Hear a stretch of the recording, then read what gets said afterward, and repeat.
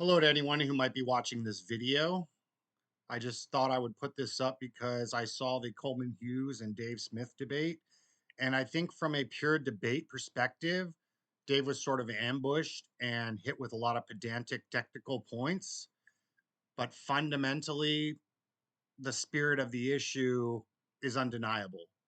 And so I wanted to analyze the debate a little bit and see if I was just wrong and maybe just was betting too much on one horse, or if there was kind of deeper flaws in Coleman's argument approach. I found plenty of flaws in the argument approach. My instinct was right. Let's break down some of the tactics that he used and some of the points that he made. Why do they hate us? Talking, of course, about Islam.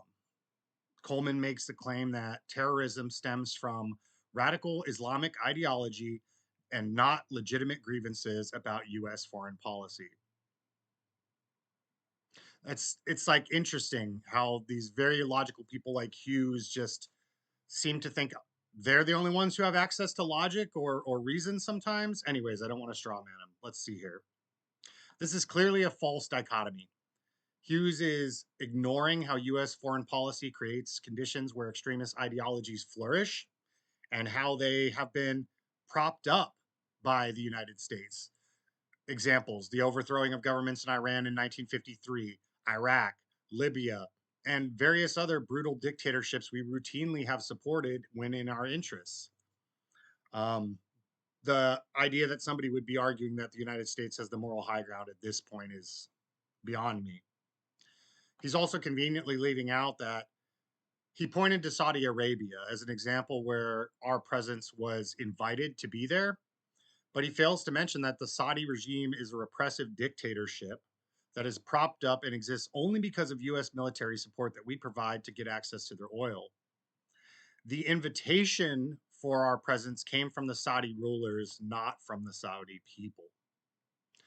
Next, let's move on to military spending and economic arguments Hughes made. Hughes's claim was that military spending isn't the primary driver of US debt and inflation, as is evidenced, according to him, by similar inflation rates in European countries who have lower rates of military spending. Here's the flaw in Hughes' logic, though. He's ignoring that European countries have stronger social safety nets that offset inflationary pressures. They're using more of their budget for these social safety nets. Next, the US military budget, 800 plus billion annually, exceeds the next 10 countries combined. Go ahead and look at a chart for that one. Probably more than the next 10. Military spending creates opportunity costs. You see, for every dollar spent on the military, funds are diverted from healthcare, infrastructure, education, maybe social safety nets like they have in Europe. Not necessarily advocating for them, just saying. Lost opportunity cost is a real thing. Hughes cherry picks data points and ignores the clear correlation between major wars, Vietnam, Iraq, Afghanistan, and subsequent inflation spikes that accompany them. I encourage you to put a timeline of those wars alongside an inflation chart. Next, the Iraq War and the Israel lobby. Hughes makes the claim that the Israel lobby was not powerful enough to influence US policy on Iraq and cites relatively low lobbying expenditures compared to other industries, particularly dentists, I think he points to. This is a misdirection. He's focusing narrowly on direct lobbying expenditures while ignoring, outside of lobbying, think tank influence, think AEI or PNAC, media control and narrative framing. This is not a conspiracy. Look at who owns the media. Revolving door employment between pro Israel organizations and government. Political pressure that is put on through campaign contributions. Power comes in many forms. More evidence that he ignores: the clean break document outlining Israeli strategic goals that have come true, not in the timeline and not in the same order, but they have all. What are the chances that those just all came true? I find the odds on that a little far. Wesley Clark's specific testimony about plans to overthrow 7 Middle Eastern countries in the next 5 years. It took 20 or 30, but it happened. Netanyahu's 2002 congressional testimony advocating for a regime change in Iraq. Now, he wasn't prime minister then, but to pretend like he has no power is absurd. That'd be like saying nobody was listening to Donald Trump between his two presidential terms. Israel Palestine moral equivalency fallacies. These are the ones that get most egregious, in my opinion. Hughes claims that Israel is a democracy that wants peace but is thwarted by Palestinian intransigence. It's a big word. Reality check. Israel has occupied Palestinian territories for 57 years. This is the longest occupation in modern history of any military. Settlement expansion continued during every supposed peace process. Doesn't sound very peaceful. Israel rejected numerous peace proposals that would have required substantive concessions. And the unilateral withdrawal, supposedly from Gaza, was accompanied by a brutal blockade. He's exhibiting a double standard here. He demands Palestinian nonviolence while defending Israeli military actions that have killed thousands of civilians. He calls Hamas a terrorist organization, but won't apply the same label to the IDF despite its documented targeting of civilians. There's this big blind spot with these liberal Israel firsters. I'm just calling them by what their action seems to be. I put let's say liberal secular Israel firsters. I would put Sam Harris and Coleman Hughes in this camp, who seem to just uh, brush away all of the problems with any morality issues by kind of like, it's almost like this empire cultural dominance narrative. This is straight out of like the 1500s, of them like going to Mexico and converting people to Catholicism because they were the supposedly superior culture. It's like people's moral rights don't end because they have an ideology you think is destructive. I mean, number one, who are you to make that call? Number two, even if that was the call, I still don't think that it just gives you a blank moral check. And furthermore, if your system is so superior, in this case, Western liberalism, then like, why do you have to fight so many people to institute it? All right, next. The partner for peace argument Coleman Hughes makes. He makes it about Israel. Says that Israel has no partner for peace because Palestinians reject the compromise.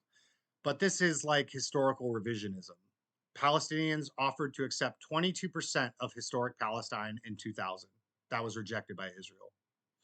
Israel responded with continued settlement expansion, and Palestinian leadership, whatever that means, has repeatedly recognized Israel's right to exist within 1967 borders. Israeli leadership has explicitly stated they will never allow a viable Palestinian state. It really sounds to me like Israel is not being a partner for negotiation as much, if not more, than Iran. The Iran nuclear issue. Okay. Hughes makes a claim that military action against Iran's nuclear facilities was justified because Iran cannot be trusted. Okay. Has Israel shown a record of being able to be trusted based on what we've gone over? Never mind that, though.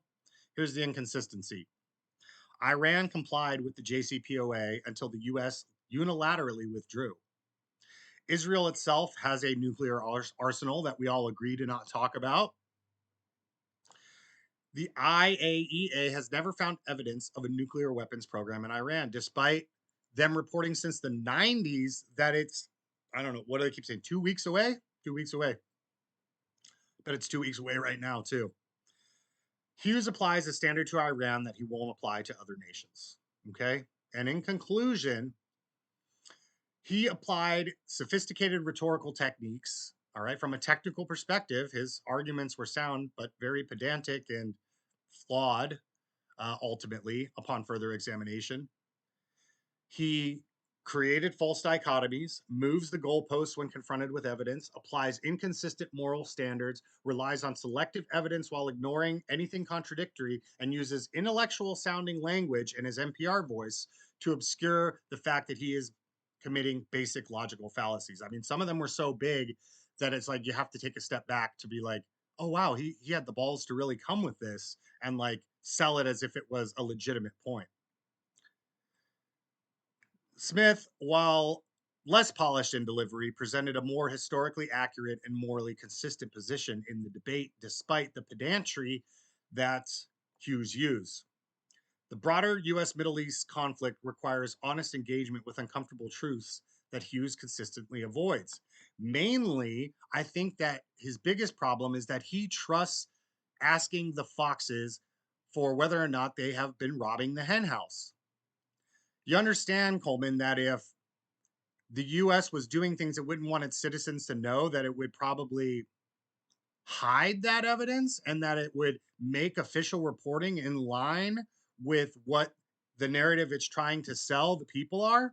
Nobody is arguing that the US government has not put forth a trail that would lead you to believe that what they're doing and the reasons they're doing it is because they say they are. It's just there is just this huge gaping disparity in reality between why they say they're doing something and who it actually ends up being of benefit to. Your reliance, Coleman, on establishment talking points, they just don't withstand serious scrutiny. And I encourage you to look within and see if it's really just a fear that the world order that you've grown up thinking exists just doesn't. We're being lied to, Coleman. We're being lied to. You can't trust the fox to tell you whether or not he's stealing hens from the hen.